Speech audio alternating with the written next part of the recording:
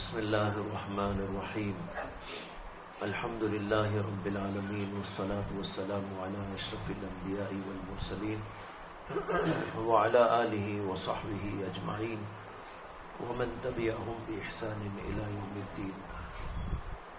أما بعد، فأعوذ بالله من الشيطان الرجيم. بسم الله الرحمن الرحيم.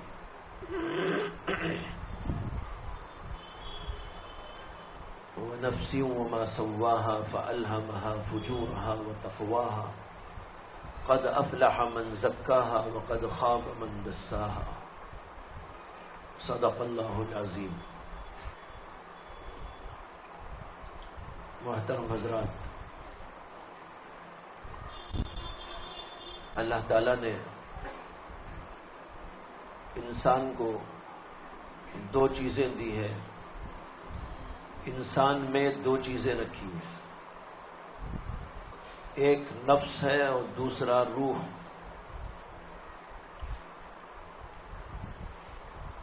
یہ دونوں چیزیں ایک ہیں یا الگ الگ ہیں، اس کے بارے میں کافی طویل ابحاث علماء نے، صوفیاء نے، بزرگوں نے لکھی ہے. بعض حضرات کہتے ہیں کہ روح اور نفس یہ ایک ہی چیز ہے، نام اس کے دو ہیں، دو حیثیتوں سے اس کے دو نام رکھ دیے گئے. بعض حضرات کہتے ہیں کہ روح الگ چیز ہے اور نفس الگ چیز ہے. روح آسمانوں سے آئی ہے اور نفس یہ عالم ناسوت کی چیز ہے. ایک ہے عالم ارواح اور ایک ہے عالم ناسوت. عالم ناسوت یہی ہے جس میں انسان بستا ہے، رہتا ہے، کھاتا ہے، پیتا ہے، مختلف دھندے کرتا ہے. جیسے ہمارا جسم ناسوت کا ہے، اسی عالم کا ہے. اللہ نے مٹی سے بنایا ہے، مٹی لی گئی اور انسان کا جسم بنایا گیا. حضرت آدم علیہ السلام کا پتلا تیار کیا گیا. یہ اس عالم ناسوت سے اللہ نے بنایا ہے. لیکن روح اللہ نے آسمانوں سے بھیجی. اس کا ذکر قرآن میں موجود ہے. اللہ تعالی نے کہا فَإِذَا نَفَخْتُ فِيهِ مِن رُوحِي فَقَعُوا لَهُ سَاجِدِينَ. جب میں آدم کے پتلے میں میری بنائی ہوئی روح پھونک ڈالوں تو تم سب کے سب سجدے میں پڑ جاؤ. یہ اللہ نے فرشتوں سے کہا تھا جب سیدنا آدم علیہ السلام کو اللہ تعالی نے پیدا کیا اور ان کا پتلا تیار کیا گیا. پتلا تیار کرنے کے بعد اللہ نے فرشتوں سے کہا فَإِذَا نَفَخْتُ فِيهِ مِن رُوحِي. جب میں میری بنائی ہوئی روح ان کے اندر پھونک ڈالوں تو فَقَعُوا لَهُ سَاجِدِينَ. آدم کے سامنے تم سب کے سب سجدہ ریز ہو جانا. میں نے جو اس کا ترجمہ کیا ہے میری بنائی ہوئی روح، یہ میں نے قصدن کیا تاکہ کسی غلط فہمی کا لوگ شکار نہ ہو. میری روح کا مطلب یہ نہیں ہے نعوذ باللہ کہ اللہ کی روح آدم میں آ گئی. لفظی ترجمہ تو اس کا ہوتا ہے میری روح میں پھونک ڈالوں. کوئی غلط فہمی کا شکار نہ ہو کہ اللہ نے اپنی ہی روح آدم کے اندر پھونک دی. جیسے کہ بعض جاہل صوفیاء نے اس طرح کے ترجمے کیے ہیں اور یہی مطلب بتایا ہے، اور پھر انہوں نے آگے بھی ایک لمبی چوڑی داستان تیار کر دی. وہ کہتے ہیں کہ روح یہ اللہ کی روح ہے اور اللہ نے آدم کے اندر اپنی روح ڈالی تھی. اسی لیے اللہ نے آدم کے بارے میں فرشتوں کو حکم دیا فَقَعُوا لَهُ سَاجِدِينَ کہ تم سجدے میں پڑ جاؤ، اس لیے کہ میری ہی روح ان کے اندر ہے. اس لیے تم آدم کے سامنے سجدہ کرو گے تو گویا کہ مجھے ہی سجدہ کرو گے. یہ بعض لوگوں نے کیا ہے، لیکن جمہور مفسرین کرام اور حضرات جن کے علم پر بھروسہ کیا جاتا ہے، جنہوں نے اللہ کے نبی علیہ السلام سے براہ راست علم حاصل کیا جن کو ہم صحابہ کہتے ہیں، اور پھر اس کے بعد حضرات تابعین جنہوں نے صحابہ سے علم حاصل کیا، اور پھر اس کے بعد تابعین تبع تابعین جنہوں نے تابعین سے علم حاصل کیا، اسی طرح بعد تک کے لوگ جو ان اوپر والے لوگوں سے علم اخذ کرنے والے ہیں، ان میں سے کسی نے ایسی بات نہیں کہی۔ وہی کہی جو میں نے شروع میں عرض کی تھی کہ اللہ نے کہا ہے فَإِذَا نَفَخْتُ فِيهِ مِن رُوحِي، میری بنائی ہوئی روح، یعنی کہ نعوذ باللہ اللہ نے اپنی ہی روح ڈال دی۔ اللہ بنانے والا ہے، لاکھوں کروڑوں چیزیں پیدا کرنے والا ہے، اسی اللہ نے انسان کی روح کو بھی بنایا ہے۔ ہاں البتہ اس میں ایک بات ہے، وہ یہ ہے کہ اللہ نے روح کو اپنی طرف منسوب کیا، میری روح۔ اس سے روح کی فضیلت معلوم ہو رہی ہے، روح کا مقام معلوم ہو رہا ہے، روح کی بزرگی اور روح کی شرافت اور تعظیم کا اندازہ ہوتا ہے کہ اللہ تعالیٰ نے روح کو اپنی طرف منسوب کیا۔ جیسے کہتے ہیں کہ کسی چیز کی طرف کسی چیز کی نسبت ہوتی ہے، اچھی چیز کی طرف ہوتی ہے تو اس چیز کا مقام بڑھ جاتا ہے، اس کی شرافت اور بزرگی کا اس سے اندازہ ہوتا ہے، اور کسی معمولی اور گھٹیا چیز کی طرف کسی چیز کو منسوب کیا جائے تو اس وقت میں اس چیز کی حیثیت گھٹ جاتی ہے۔ جیسے مسجد کہتے ہیں اللہ کا گھر ہے، حالانکہ وہ اینٹ و پتھر سے انسان نے بنایا ہے، لیکن اس کی نسبت اللہ کی طرف ہے۔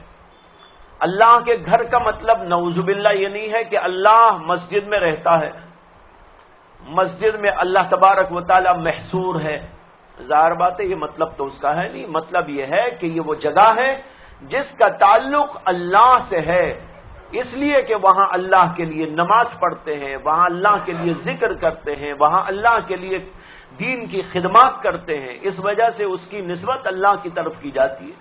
اور جب مسجد کی نسبت اللہ کی طرف ہو گئی تو مسجد کے اینٹ بھی، پتھر بھی، اور اس کا پلاسٹر بھی، اور اس کے دروازے بھی، اس کے دریچے بھی، اور اس کے اندر لگائے ہوئے مختلف قسم کے ساز و سامان، چاہے وہ پنکھے ہوں، چاہے وہ لائٹ ہوں یا اور کوئی چیز، ان سب کے اندر شرافت آ گئی۔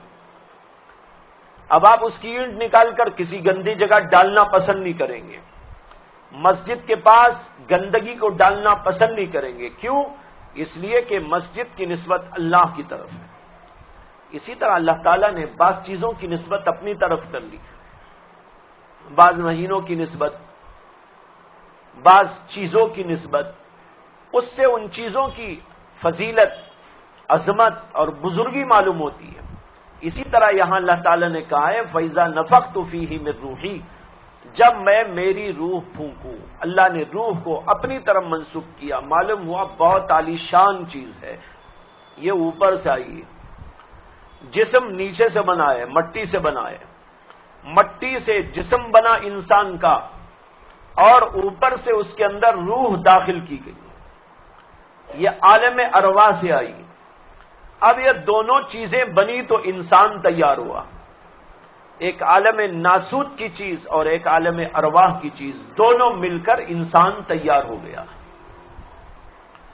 یہ ایک تیسری چیز ہے جس کا نام ہے نفس، اللہ نے نفس اس کے ساتھ لگایا۔ بعض لوگ کہتے ہیں نفس کوئی الگ چیز نہیں ہے، روحی کا نام نفس ہے، بعض لوگ کہتے ہیں نہیں یہ الگ ہے اور یہ الگ ہے۔ تو اگر اس کو آپ الگ مان لیں تو اب یہ تیسری چیز ہے جو انسان کے ساتھ میں لگی ہوئی ہے۔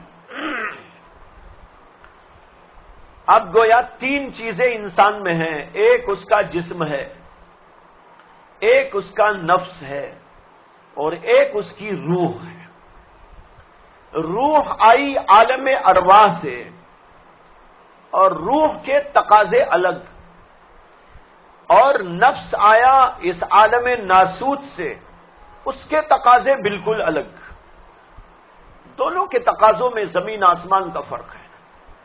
اوپر سے آنے والی روح کے تقاضے یہ ہیں کہ اللہ کی معرفت ملے، اللہ کی محبت ملے، اللہ سے تعلق ملے، اور اس کے لیے عبادت میں، ذکر میں، اذکار میں، اور مختلف قسم کی عبادتوں اور نیکیوں میں اس کو دلچسپی ہوتی ہے اور اس کا تقاضا ہوتا ہے، روح کا تقاضا عبادت کرے، روح کا تقاضا ذکر کرے، روح کا تقاضا اللہ سے تعلق پیدا کرے، روح کا تقاضا اللہ کی محبت کو دل میں بسائے، یہ ہوتے ہیں روح کے تقاضے۔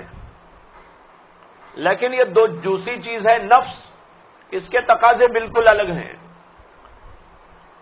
قرآن میں اللہ نے کہا ان النفس لامارۃ بالسوء، نفس تو بہت زیادہ برائی کا حکم دیتا ہے۔ اب اس کا تقاضا کیا ہے؟ برائی کرو، زنا چاہتا ہے، جھوٹ بولنا چاہتا ہے، دھوکہ دینا چاہتا ہے، اور جو ہے خواہشات کو پورا کرنا چاہتا ہے۔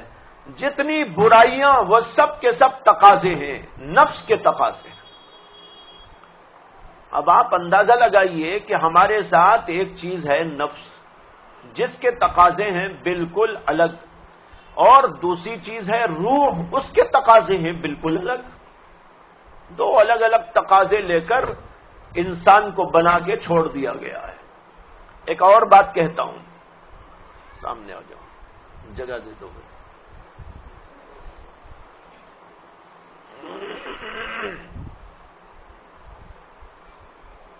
انسان کی بناوٹ میں ایک اور عجیب بات ہے، یہ خود عجیب ہے جو ابھی عرض کی گئی۔ ایک اللہ نے نفس رکھا اس کے اندر، ایک روح، اور دونوں کے تقاضے بالکل الگ۔ ایک تو یہ خود عجیب بات ہے، لیکن اس سے عجیب بات یہ ہے کہ جو جسم اللہ نے بنایا ہے، اسی جسم کے واسطے سے دونوں اپنے اپنے تقاضے پورے کرتے ہیں۔ روح بھی اپنا تقاضا پورا کرے گی تو اسی جسم کو واسطہ بنائے گی، اسی جسم کو آلہ بنائے گی، اور نفس اپنا تقاضا پورا کرنا چاہتا ہے تو وہ بھی اسی نفس کو استعمال اسی جسم کو استعمال کرتا ہے۔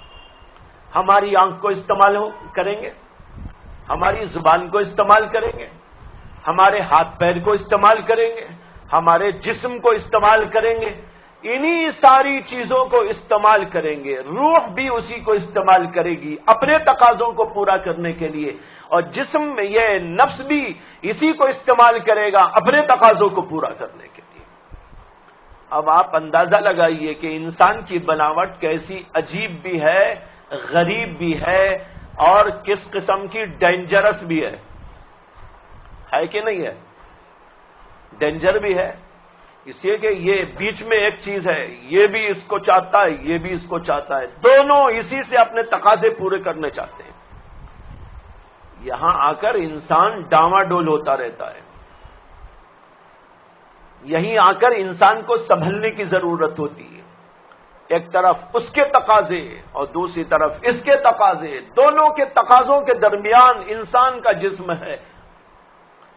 اب وہ کبھی ادھر ہو جاتا ہے اور کبھی ادھر ہو جاتا ہے، یہ غالب آیا تو ادھر چلا جائے گا، یہ غالب آیا تو ادھر چلا جائے گا۔ یہ صورتحال ہے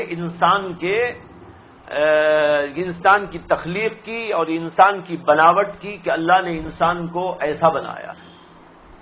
اس کے برخلاف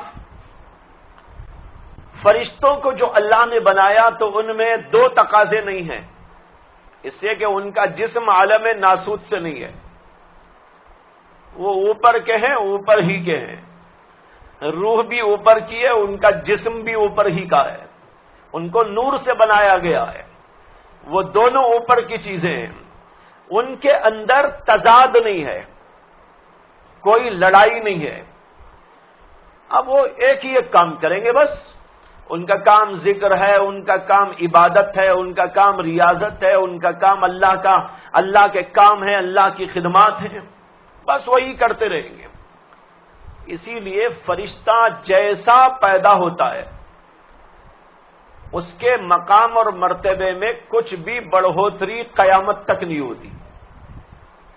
اللہ نے جس مقام کا اس کو بنا دیا ہے اسی مقام پہ رہتا ہے، اسے کہ بڑھنے کے اسباب ہی نہیں ہے، وہاں پر کوئی وہاں اسے جو ہے گڑبڑی کرنے والی چیزیں نہیں ہیں.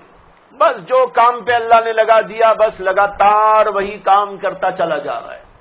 وہاں ایسا نہیں ہے کہ بھائی زنا کا تقاضا ہو رہا ہو، آنکھوں کو غلط کاری میں استعمال کرنے کا تقاضا ہو رہا ہو، ہاتھ پیر کو غلط استعمال کرنے کا تقاضا ہو رہا ہو، نفسانیت غالب آ رہی ہو اور خواہشات کا کچھ نظام ہو اور اس کی طرف وہ جا رہا ہو. کچھ ایسا نہیں. لیکن انسان کو دیکھیے کیسا عجیب ہے. یہ تقاضے بھی ہیں، یہ تقاضے بھی ہیں، اور بیچ میں یہ ایک جسم ہے وہ اس کا بھی آلے کار بنتا ہے، اس کا بھی آلے کار بنتا ہے. یہ ہے بھائیوں آزمائش انسان کی. یہ جو قرآن میں جگہ جگہ آیا ہے، احادیث میں بھی بتایا گیا ہے، انسان آزمائش سے گزرتا ہے. اللہ نے انسان کو آزمائش کے ساتھ یہاں دنیا میں رکھا ہے. اس کا یہی مطلب ہے کہ اس میں انسان جو ہے بیچ میں اس کے اور اس کے تقاضوں کے درمیان میں پستا رہتا ہے. اب انسان کا کام کیا ہے؟ اس کا کام یہ ہے کہ روح کو غذا دے، روح کے تقاضے پورے کرے، نفس کے تقاضوں کو حتی الامکان مارے، اس میں کمی کرے. جب آدمی اس کے تقاضوں کو کم کرے گا یہ ضعیف ہو جائے گا، اور روح کے تقاضوں کو پورا کرے گا تو روح غالب ہوتی چلی جائے گی. اس کی مثال موٹی سی یہ ہے کہ اگر دو پہلوان ہوں تو جسے آپ غذا دیں گے وہ پہلوان غالب ہو جائے گا، وہ پہلوان قوی ہو جائے گا. جسے آپ غذا نہیں دیں گے وہ ضعیف اور کمزور ہو جائے گا. اسی طرح آپ اب سمجھیے کہ ہمارے ساتھ دو پہلوان لگے ہوئے ہیں. ایک وہ پہلوان ہے جو ہم کو استعمال کرنا چاہتا ہے برائی میں، دوسری طرف وہ ہے جو ہم کو استعمال کرتا ہے نیکیوں میں. روح چاہتی ہے کہ اس کو میں استعمال کروں ذکر خداوندی کے لیے، میں اس کی آنکھوں کو استعمال کروں اچھے کام اچھی چیزوں کو دیکھنے کے لیے، میں اس کے کانوں کو استعمال کروں اچھی اچھی باتیں سننے کے لیے، میں اس کی زبان کو استعمال کروں بہترین باتیں بولنے کے لیے، میں اس کے جسم کے ہر عضو کو استعمال کروں اچھے ہی اچھے کاموں میں، نماز کے لیے، ذکر کے لیے، تلاوت کے لیے اور روزوں کے لیے اور مختلف عبادتوں کے لیے. اس سے اس کو غذا ملتی ہے. اور دوسری طرف نفس چاہے گا اسی جسم کو میں استعمال کروں برائیوں میں، اسے کہ وہ امارۃ بالسوء ہے، برائی کا حکم دینے والا ہے، برائی پہ چلانے والا ہے. اب وہ چاہتا ہے آنکھ کو کسی نہ کسی طرح برائی میں لگا ہی ڈالوں، زبان کو کسی نہ کسی طرح برائی میں پھنسا ڈالوں، کان کو اس کے گناہوں میں ملوث کر کے ناپاک کر ہی ڈالوں، اور ہاتھ کو اور پیر کو کسی نہ کسی طریقے پر ملوث کر ڈالوں. اب دیکھو بھائی یہ ادھر کا تقاضا یہ ادھر کا تقاضا، دونوں اسی جسم کے اوپر آزمائش کرتے ہیں. کتنی بڑی عجیب و غریب اللہ نے یہ مخلوق بنائی ہے جس کا نام ہے انسان. اسی لیے تو انسان کا مقام سب سے اونچا ہے. انسان کا مقام جو بلند ہوا وہ اسی وجہ سے بلند ہوا ہے. کتے کا کیوں نہیں؟ اس لیے کہ وہاں الگ الگ کیا بھی تقاضے نہیں ہیں. سمجھ میں آیا؟ حتیٰ کہ فرشتوں کے لیے بھی یہ بات نہیں ہے، یہ انسان کے لیے خاص ہے کہ وہ ایسی ترکیب سے بنایا گیا ہے، عجیب و غریب مرکب ہے جس کے اندر تضادات معلوم ہوتے ہیں، ادھر یہ ہے اور ادھر وہ ہے. اب ایسی صورتحال کے اندر انسان کو کس طریقے پر جینا چاہیے یہی سمجھانے کے لیے حضرات انبیاء اکرام علیہم الصلوۃ والسلام کو بھیجا گیا. اسے کہ خود ہی انسان ایسا اپنے آپ کو چلا لے مشکل تھا. اللہ تبارک و تعالیٰ نے پیغمبروں کو بھیجا اور پیغمبروں نے انسان کو سمجھایا اور بتایا کہ اس دنیا کے اندر تم کس طریقے پر روح کے تقاضوں کو پورا کر سکتے ہو اور کس طریقے پر نفس کے تقاضوں کو دبا سکتے ہو اور کس طریقے پر بلندی پر پہنچ سکتے ہو. یہاں پر اور ایک بات بعض بزرگوں نے کہی مجھے یاد آ گئی. انہوں نے کہا کہ جب انسان روح کے تقاضوں کو پورا کرتا ہے تو بلندیوں پر جاتا ہے، فرشتوں سے بڑھ جاتا ہے. اور جب وہ اپنے نفس کے تقاضوں کو پورا کرتا ہے، روح کو کمزور کرتا ہے، تو پھر وہ گرتے گرتے گرتے اتنا گر جاتا ہے کہ جانوروں سے بھی آگے چلا جاتا ہے۔ قرآن میں تو اسی کو اللہ نے کہا اولئک کالانعام بل ہم اضل، یہ تو چوپائے جانوروں کی طرح ہے، بلکہ ان سے بھی گئے گزرے، ان کی حیثیت تو ان سے بھی اللہ کے نزدیک کم ہے، نکمی ہے، جو انسان کے نفس کے تقاضوں پہ چلتا ہے۔ قرآن پاک میں اللہ تعالیٰ نے ایک جگہ پر ایک شخص کا تذکرہ کیا ہے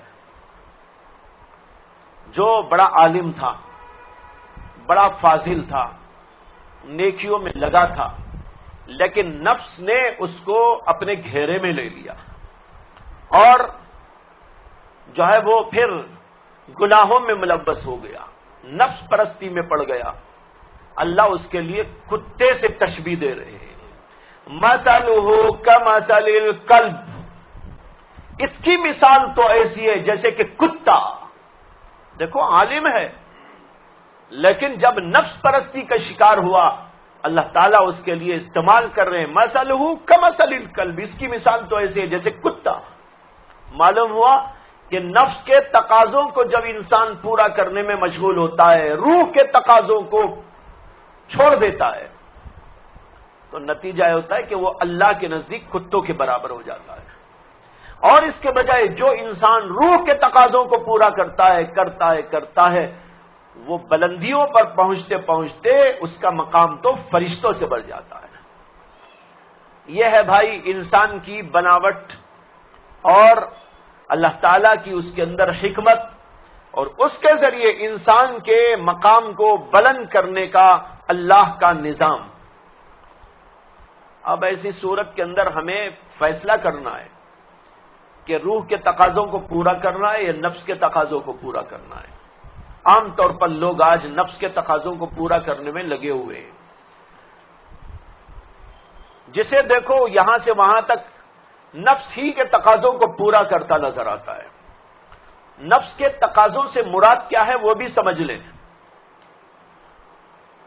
حدیث میں آتا ہے کہ ایک صحابی تھے جن کا نام تھا حضرت عبداللہ بن عمرو بن عاص رضی اللہ عنہ، مشہور صحابی ہیں، بہت ساری روایات ان سے، بہت بلند درجے کے صحابہ میں سے ہیں، اور انہوں نے اللہ کے نبی علیہ الصلوۃ والسلام کی احادیث کو اللہ کے نبی صلی اللہ علیہ وسلم کے سامنے بیٹھ کر لکھنا شروع کیا تھا، اور ایک صحیفہ بھی مرتب کیا تھا، اور اس کا نام انہوں نے رکھا تھا الصحیفۃ الصادقہ، سچا صحیفہ، سب کے سب اللہ کے نبی کی حدیثیں اس کے اندر درج تھی۔ یہ صحابی حضرت عبداللہ بن عمرو بن عاص، لیکن وہ پوری رات عبادت کرتے تھے، دن بھر روزہ رکھتے تھے، یہاں تک کہ جب ان کی شادی ہوئی، ان کے والد حضرت عمرو بن عاص وہ بھی بہت بلند ترین صحابہ میں سے ہیں، تو انہوں نے ان کی شادی کر دی عبداللہ کی، لیکن حضرت عبداللہ کا حال یہ تھا کہ بیوی کو انہوں نے پوچھ کے بھی نہیں دیکھا۔ شادی ہو گئی، گھر میں آ گئی، لیکن ایک دن بھی نہ بیوی کے ساتھ سوئے، نہ بیوی کے ساتھ بیٹھے، نہ بیوی کے ساتھ کوئی تعلق، کچھ نہیں، بس پوری رات عبادت کرتے ہیں اور پورا دن روزہ رکھتے ہیں۔ کسی طرح کچھ اس کی بھنک لگ گئی حضرت سیدنا عمرو بن عاص کو، ان کے والد، کہ ایسا لگتا ہے کہ یہ میاں بیوی کا تعلق ہی جڑا نہیں ہے۔ تو انہوں نے اپنی بہو کو بلا کر پوچھا کہ بھائی تمہارے شوہر کیسے ہیں تمہارے ساتھ؟ تو انہوں نے کچھ الفاظ سے ان کی شکایت کر دی، کہا کہ بس ان کا حال تو یہ ہے کہ رات بھر عبادت کرتے، دن بھر روزہ رکھتے، میرے سے ان کو کوئی مطلب نہیں ہے۔ تو انہوں نے اللہ کے نبی علیہ الصلوۃ والسلام سے جا کر شکایت کی کہ یا رسول اللہ، میرے بیٹے کی میں نے شادی کی ہے، لیکن اس کا حال یہ ہے کہ وہ آج تک بیوی سے ملا نہیں ہے، اور میاں بیوی کے تعلقات بالکل قائم نہیں ہوئے، دن بھر روزہ، رات بھر عبادت، بڑا مجاہدہ، اور اسی کے ساتھ بعض روایتوں میں یہ بھی ہے گوشت نہیں کھاتے تھے، اور بھی کچھ چیزوں سے بڑا سخت ترین پرہیز کرتے تھے۔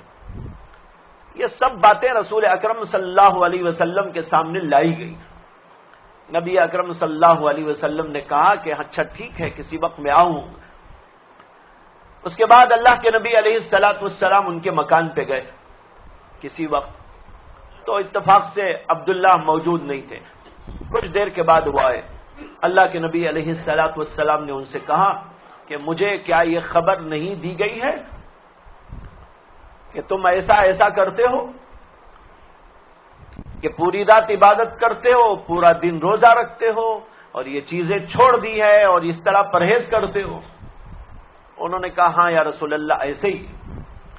تب اللہ کے نبی علیہ السلام نے ان کو کہا کہ نہیں، ان لنفسک علیک حقا، تمہارے نفس کا بھی تمہارے اوپر حق ہے، وان لزوجک علیک حقا، تمہاری بیوی کا بھی تمہارے اوپر حق ہے۔ اب بیوی آئی لیکن اسے پوچھ کے بھی نہ دیکھا، رات بھر عبادت کرتے رہے، دن بھر روزہ رکھتے رہے، بیوی کا کیا حق ادا کیا؟ جبکہ بیوی کا بھی حق ہے اور اپنے نفس کا بھی حق ہے۔ ایک حدیث تو یہ آپ ذہن میں رکھیں۔ دوسری ایک اور روایت سناتا ہوں، وہ بھی ایک صحابی کے بارے میں ہے کہ حضرت ابو الدرداء رضی اللہ تعالیٰ عنہ، وہ بھی بہت مشہور صحابہ میں سے، ان کا بھی حال ایسے ہی تھا۔ بڑے عابد، بڑے زاہد، رات بھر عبادت کرتے تھے، دن بھر روزہ، مسلسل روزے رکھتے چلے جاتے تھے۔ اللہ کے نبی علیہ الصلوۃ والسلام نے حضرت سلمان فارسی رضی اللہ تعالیٰ عنہ کو ان کا بھائی بنا دیا تھا۔ بھائی بنانے کا مطلب کہ تمہارے ساتھ ہی رہیں گے، کھائیں گے، پیئیں گے، اس لیے کہ جو ہے ان کا وہاں کچھ در مکان کچھ نہیں تھا۔ اللہ کے نبی علیہ السلام نے حضرت سلمان فارسی کو ان کے ہاتھ میں دے کر کہا کہ ان کو لے جاؤ، اپنے ساتھ میں رکھو، کھلاؤ پلاؤ، یہ تمہارے بھائی کی طرح رہیں گے۔ تو حضرت ابو درداء ان کو اپنے مکان میں لاتے تھے، کھلاتے تھے، پلاتے تھے، وہ مسجد میں آرام کرتے تھے، باقی اوقات جو ہے دینی خدمات میں رہتے تھے، کھانے کے وقت میں ان کے گھر میں آتے تھے۔ تو ایک دن حضرت سلمان فارسی رضی اللہ تعالیٰ عنہ حضرت ابو درداء کے مکان میں آئے۔ اتفاق ایسا کہ اس وقت ابو درداء موجود نہیں تھے، ان کی بیوی موجود تھی حضرت ام درداء، لیکن ام درداء ایسے کپڑے پہنی ہوئی تھی جو دیکھنے کے لائق ہی نہیں، یعنی بالکل پھٹے پرانے، ہمارے یہاں بولتے ہیں نا چھندیاں، ایسے کچھ لباس پہنی ہوئی تھی، بالکل دیکھنے کے لائق ہی نہیں۔ تو حضرت سلمان فارسی کہنے لگے کہ ارے تمہارا کیا حال ہے، تم کیوں ایسی ہو، کیا تمہارے پاس لباس نہیں ہے، پوشاک نہیں؟ انہوں نے کہا کہ میں زیب و زینت کس کے لیے کروں، یہ تمہارے جو بھائی ہیں ابو درداء، وہ تو آج تک مجھے منہ ہی نہیں لگائے۔ زیب و زینت غیر کے لیے تو ہوتی نہیں، شوہر کے لیے ہوتی ہے۔ اب شوہر ہی مجھے پوچھ کے نہیں دیکھتا، کبھی میرے چہرے کو نہیں دیکھتا، کبھی میرے ساتھ بیٹھتا نہیں، کبھی میرے ساتھ کھاتا نہیں، کبھی میرے ساتھ سوتا نہیں، اب میں کیا لباس پہنوں، کیا زیب و زینت کروں؟ یہ حضرت ام درداء نے شکایت کی۔ خیر یہ بات ہو ہی رہی تھی، اتنے میں حضرت ابو درداء تشریف لائے۔ وہ روزے سے تھے، رات کا وقت تھا، یہ رات میں آئے تھے، غالباً مغرب کے بعد کا وقت ہوگا، عشاء کے بعد کا وقت ہوگا۔ اب اس کے بعد ان کے لیے کھانا رکھا گیا۔ حضرت سلمان فارسی سے ابو درداء نے کہا کہ کھاؤ تم۔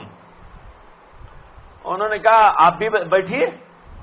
تو ابو درداء کہنے لگے کہ نہیں میں نہیں کھاؤں گا، میں نے تو پانی پی لیا ہے بس۔ وہ روزے سے تھے اور روزہ کھول کر صرف پانی پیا۔ اب کھانا کھانے بول رہے ہیں تو کھانا بھی نہیں کھاتے، بغیر کھانا کھائے صرف پانی پی کے روزہ رہتے تھے، یعنی اتنا مجاہدہ، کھانا تک نہیں کھانا، صرف سحری میں پانی ایک گلاس پی لیا اور شام میں ایک گلاس پانی پی لیا، اور اسی کے اوپر چل رہا ہے مسئلہ ان کا۔ اب اندازہ کرو کیسے مجاہدہ، کیسا مجاہدہ تھا۔ اب حضرت سلمان فارسی کہنے لگے کہ نہیں آپ کو کھانا پڑے گا، میں کیسے آپ کے بغیر کھاؤں، آپ بیٹھیں گے تو میں کھاؤں گا۔ انہوں نے کہا نہیں میں تو جو ہے پانی پی لیا ہوں، مجھے یہی کافی ہے، اب مجھے کھانے کی ضرورت نہیں ہے، اس لیے تم کھا لو. لیکن حضرت سلمان فارسی سمجھ گئے تھے پورا مسئلہ ہے گھر کا کہ کیا ہو رہا ہے گھر کے اندر، اس لیے وہ اصلاح چاہتے تھے. حضرت سلمان فارسی کہنے لگے کہ نہیں نہیں، جب تک آپ بیٹھیں گے نہیں میں بھی کھانے کا نہیں. اب مجبوراً وہ بھی بیٹھ گئے اور کسی طرح کچھ کھایا.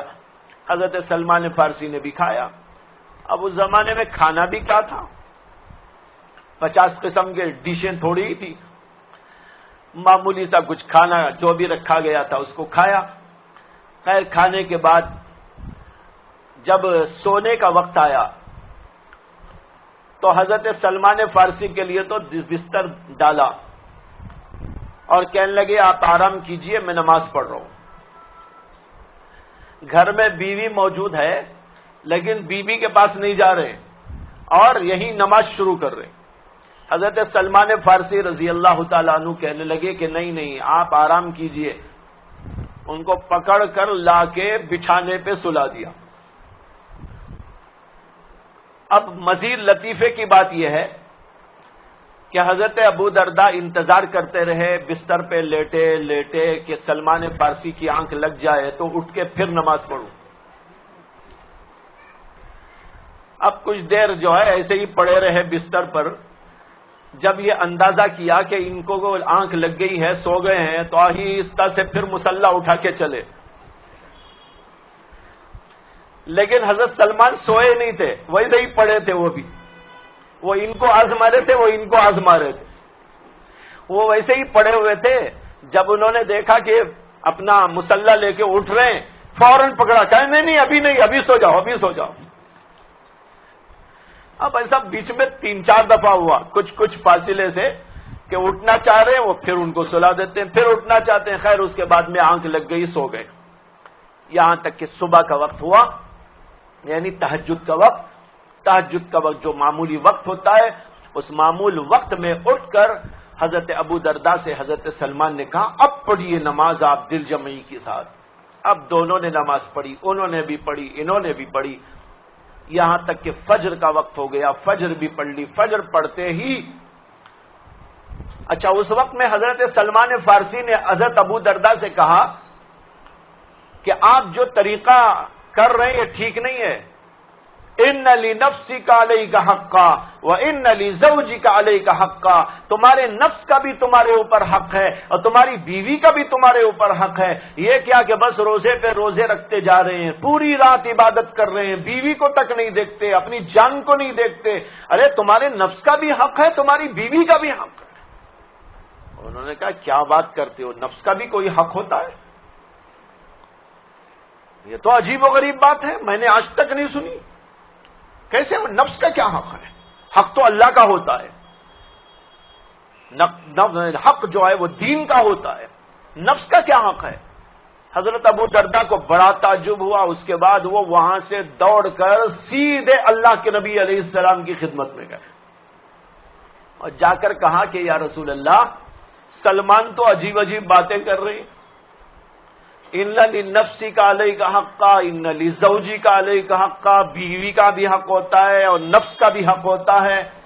اللہ کے نبی صلی اللہ علیہ وسلم نے فرمایا صدق سلمان، سلمان سچ کہتے ہیں.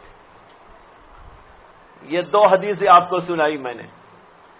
اس میں لطف بھی ہے، لطیفہ بھی ہے، واقعہ بھی ہے، حقیقہ بھی ہے نا. لطیفہ بھی ہے، واقعہ بھی ہے. اب اس میں غور کرنے کی بات یہ ہے کہ اس میں بتایا گیا ہے نفس کا بھی حق ہے. میں آپ کو یہ سمجھانا چاہ رہا تھا نفس کو اس کے تقاضے پورے نہیں کروانا چاہیے. اب یہاں حدیث بول رہی ہے کہ نہیں، نفس کا بھی حق ہوتا ہے، اس کا تقاضا بھی پورا کرو. اب یہاں ہم کو سمجھ لینا ہے کہ نفس کے تقاضے 2 قسم کے ہوتے ہیں. یہ میں سمجھانا چاہ رہا تھا. نفس کے تقاضے 2 قسم کے ہوتے ہیں. ایک نفس کا تقاضا وہ جس کی وجہ سے انسان کے جسم کے بقا و تحفظ کا سامان پیدا ہوتا ہے،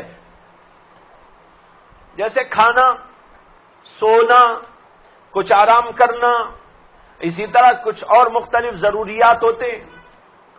ان ضرورتوں کو پورا کرنے سے ظاہر بات ہے کہ انسان کا یہ جسم برقرار رہے گا. اگر کھائے گا ہی نہیں، پانی نہیں پیے گا، آرام بالکل نہیں کرے گا، اور نہ دن میں سوئے گا نہ رات میں سوئے گا، اور اسی طریقے پر اور بہت سارے انسان کے جسم کے جو تقاضے نفس چاہتا ہے اس کو پورا نہیں کیا جائے گا، تو اس کا نقصان یہ ہوگا کہ انسان جو ہے اس طریقے پر اپنے کام دھام میں مشغول نہیں رہ سکتا، یہاں تک کہ وہ نماز پڑھنے کے بھی قابل نہیں رہے گا.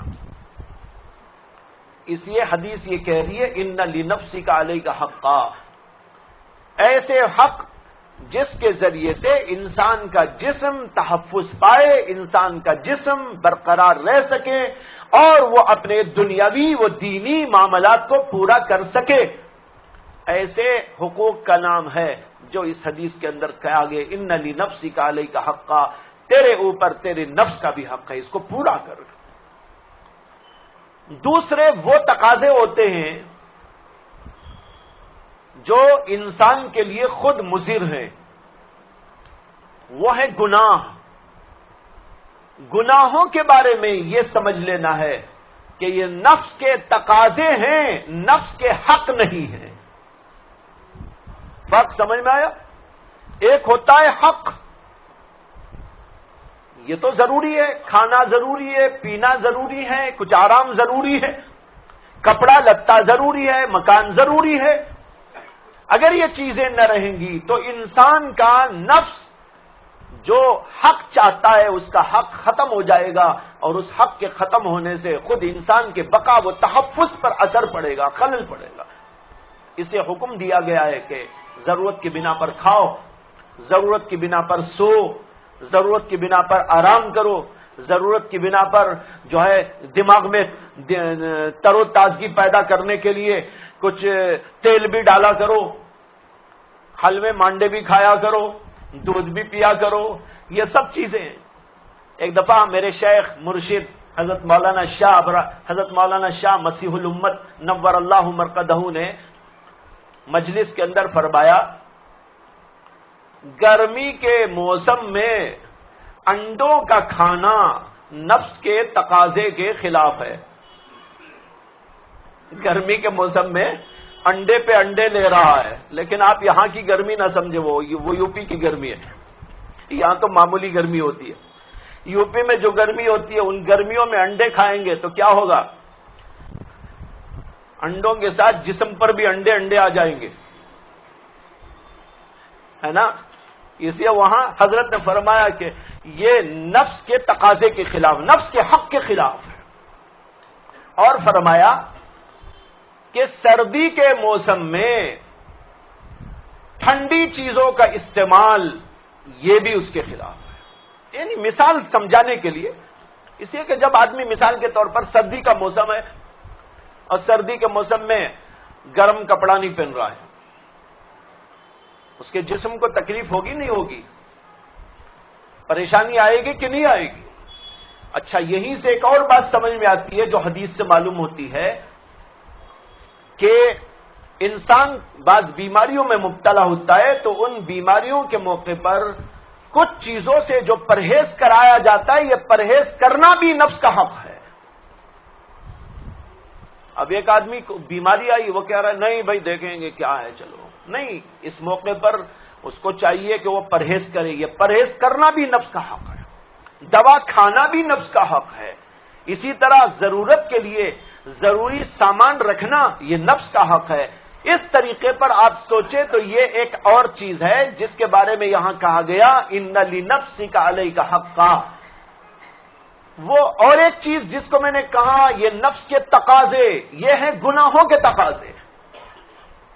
نفس چاہتا ہے برائی، خواہشات میں مبتلا کر دینا، برائیوں میں مبتلا کر دینا. آنکھ غلط استعمال ہو جائے، زبان غلط استعمال ہو جائے، کان غلط استعمال ہو جائے، ہاتھ پیر غلط استعمال ہو جائے، یہاں تک کہ پورے کا پورا انسان ملوث ہو جائے، گندگیوں میں پڑ جائے. یہ ہوتا ہے نفس کا تقاضا. یہ تقاضا پورا کرنا حرام ہے، ناجائز ہے، اس سے بچنا واجب ہے، اس سے بچنا ضروری ہے. اب فرق سمجھ میں آ گیا ایک ہوتے ہیں نفس کے حقوق اور ایک ہوتے ہیں نفس کے بے وجہ کے تقاضے جو انسان کو گمراہی کی طرف لے جانے والے. ان چیزوں سے پرہیز کرنا ضروری ہوتا ہے. تو بات اوپر سے جو آئی خلاصہ اس کا یہ ہے کہ ہمارے اندر ایک نفس ہے، نفس کے حق تو ادا کرے لیکن اس کے اندر بھی کچھ اعتدال ہونا چاہیے. مثال کے طور پر انسان کھا رہا ہے، کھانے کی تو اجازت ہے لیکن قرآن نے کیا عجیب اصول بیان کیا، کلو واشربو ولا تسرفو، کھاؤ اور پیو لیکن اسراف نہ کرو. اسراف کے معنی کیا ہے؟ زیادہ استعمال کرنا.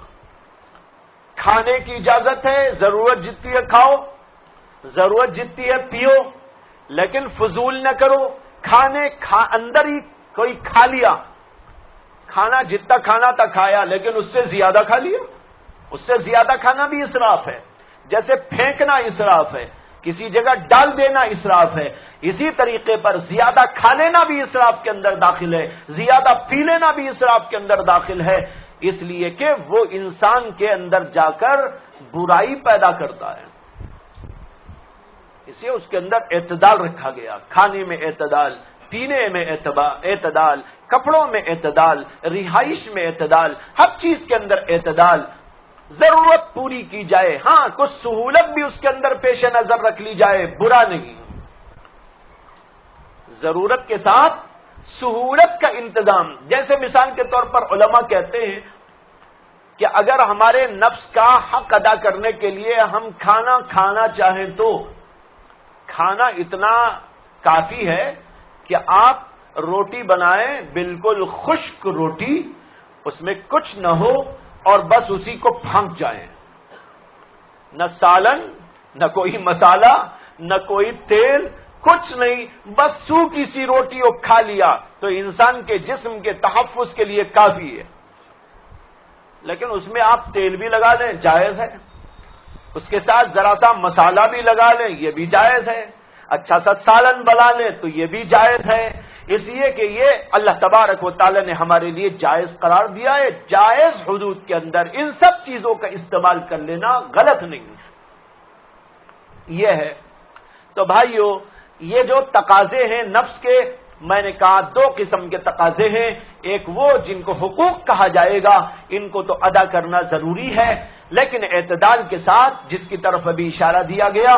اور دوسرے وہ تقاضے ہیں جو انسان کو گمراہی کی طرف لے جانے والے اور انسان کو خطرناک حد تک غلطیوں میں مبتلا کر دینے والے. ان چیزوں سے پرہیز کرنا اس کا ضروری ہے. اب جو الگ الگ یہ باتیں سمجھ میں آ گئی، میں نے انسان کی ترکیب آپ کو سمجھائی کہ کیسا ہے انسان. انسان میں ایک نفس ہے، ایک روح ہے اور بیچ میں اس کا جسم ہے اور یہ جسم عالم ناسوت کا ہے اور یہ اللہ نے مٹی سے بنایا اور دوسری طرف اسی کے ساتھ نفس کو لگا دیا، یہ بھی عالم ناسوت کی چیز ہے. اس لیے اس کے تقاضے بہت ہی برے تقاضے ہوتے ہیں، گھٹیا تقاضے ہوتے ہیں. اسے کہ انسان نیچے کا ہے تو نچلی چیزیں ہی اس کے دماغ میں آئیں گی. اس لیے نفس کے تقاضے بہت گھٹیا تقاضے ہوتے ہیں.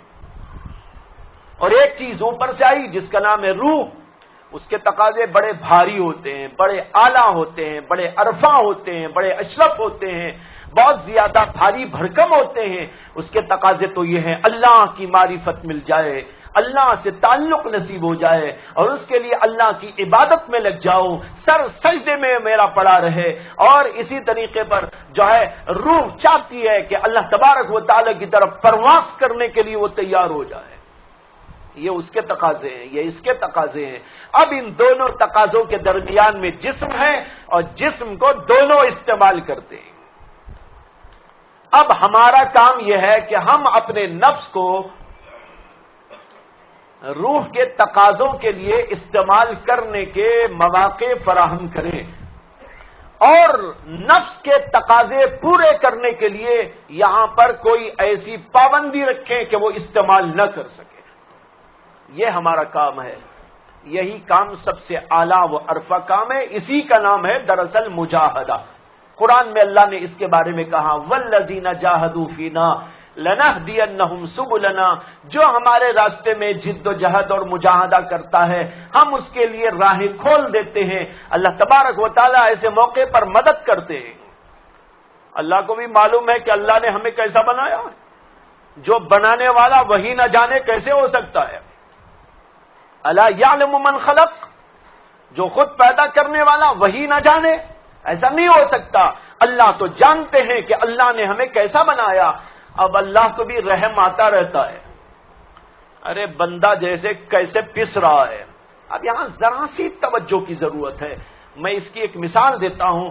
جیسے مثال کے طور پر ایک بچہ ہے، چھوٹا سا بچہ، ابھی چلنے کے قابل نہیں ہوا، لیکن جو ہے چلنا چاہتا ہے، لیکن 2 قدم 4 قدم چل کے گر جاتا ہے، اتنی ہی طاقت ہے اس کے اندر۔ تو اب اس کے ماں باپ، اس کے بھائی بہن، رشتہ دار اس بچے کو عادت ڈالنے کے لیے کہتے ہیں بیٹا آؤ ہمارے پاس آؤ، چلو چلو چلو۔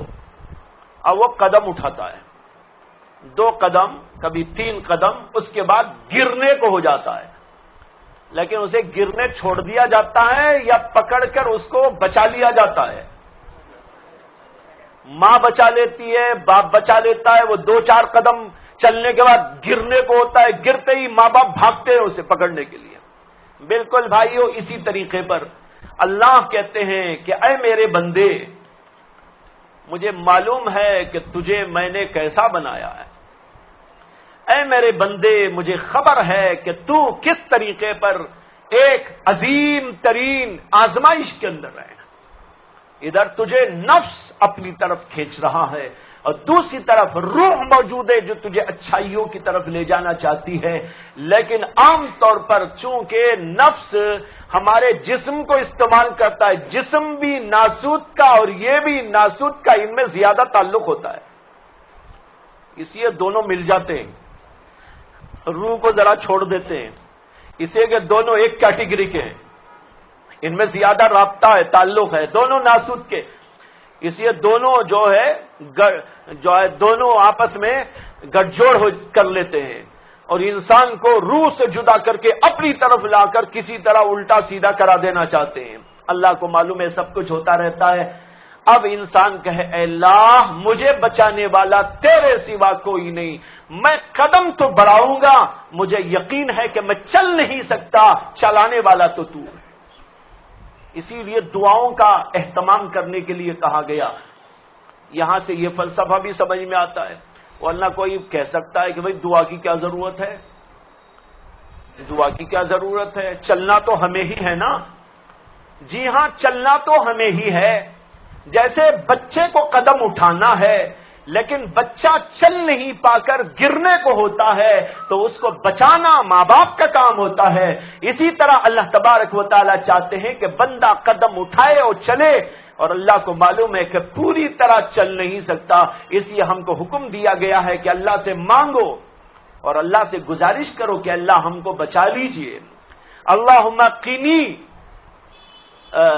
شر نفسی، حدیث کے اندر آتا ہے، اللہ کے نبی صلی اللہ علیہ وسلم دعا کرتے تھے اللہم قنی شر نفسی، اے اللہ میرے نفس کے شر سے مجھ کو بچا لیجئے۔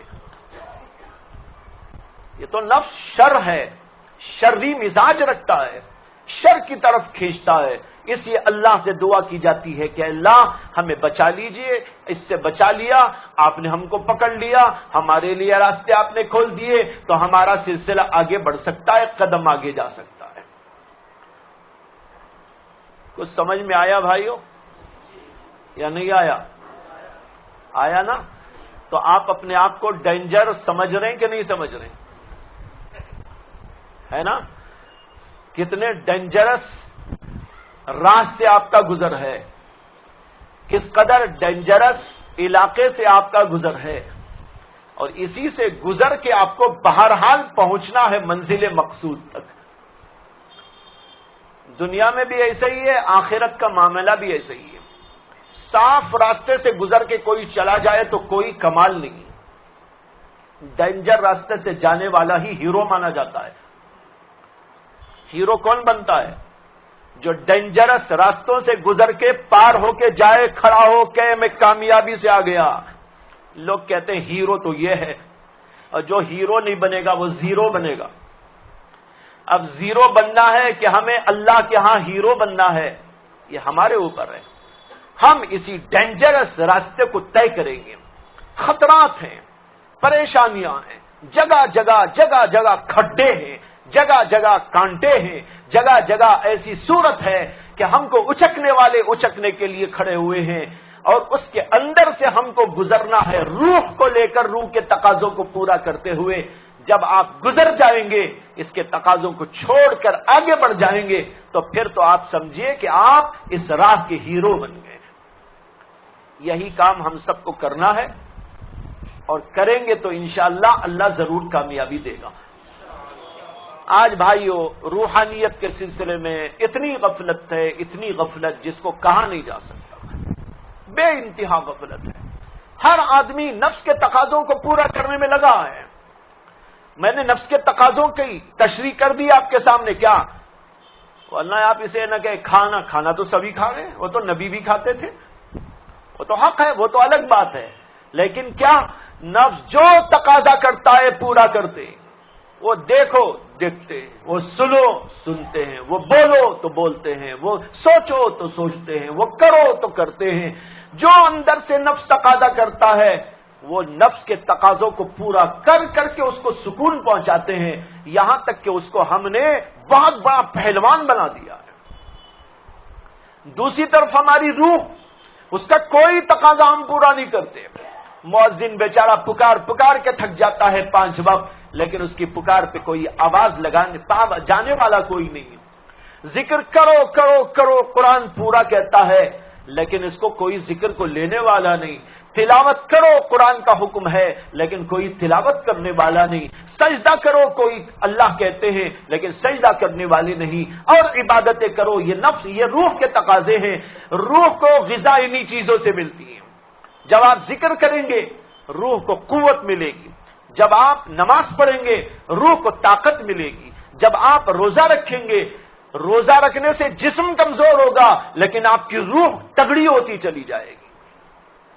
اس طریقے پر اس کو پورا کرنا ہے۔ جب یہ تگڑی ہو جائے گی، قوی ہو جائے گی، اور بڑی مضبوط ہو جائے گی، تو یہ جو دوسرا ہے پہلوان، یہ خود بخود اس کے سامنے گر جائے گا، یعنی نفس گر جائے گا، یہ روح ترقی کر جائے گی۔ لیکن چونکہ آج معاملہ بالکل الٹا چل رہا ہے کہ ہم اپنے نفس کے تقاضوں کو تو پورا کرتے ہیں، روح کے تقاضوں کو پورا نہیں کیا جا رہا ہے، اس لیے روح کا تو کچھ سلسلہ ہے ہی نہیں۔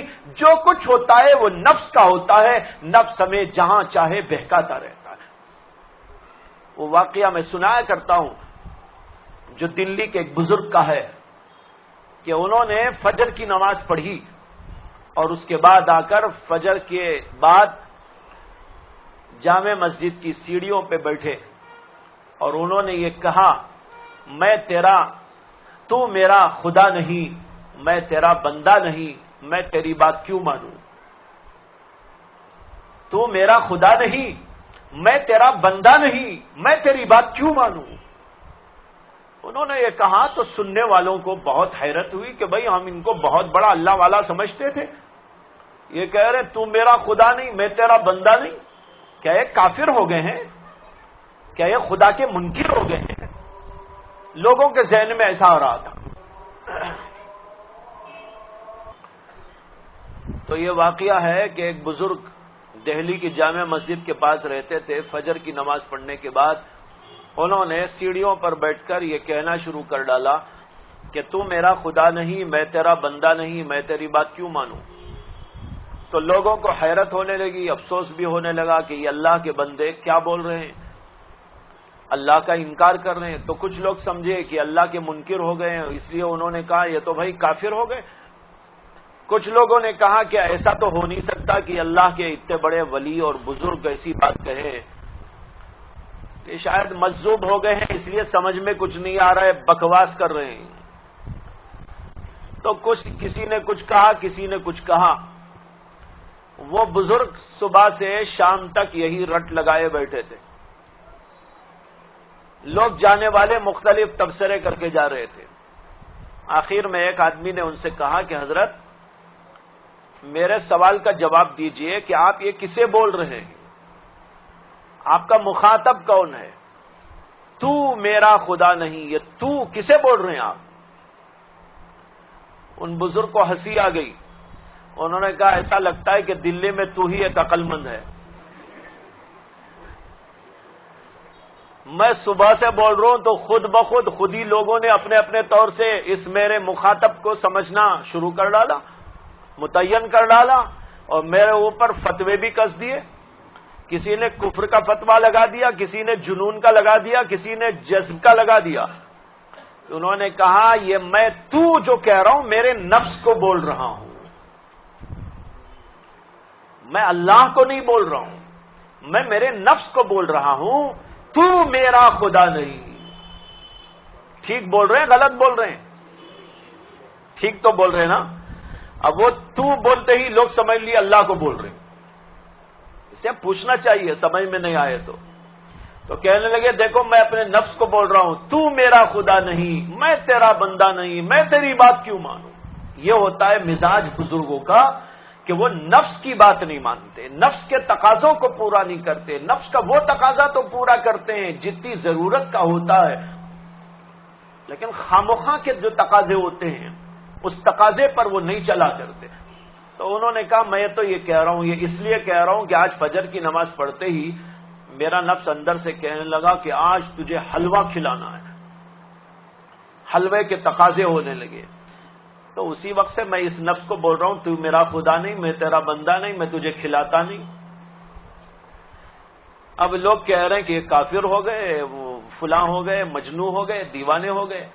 تو بھائیو یہ بتانا تھا اس واقعے سے کہ جیسے نفس کے تقاضوں کو ان اہل اللہ نے دبایا ہے، اس طریقے پر نفس کے تقاضوں کو دبانے کی کوشش کریں گے تو نفس کمزور ہوگا، روح کو تازگی اور قوت اور طاقت ملے گی، اور اس کے ذریعے آپ بہت کچھ کر سکتے ہیں.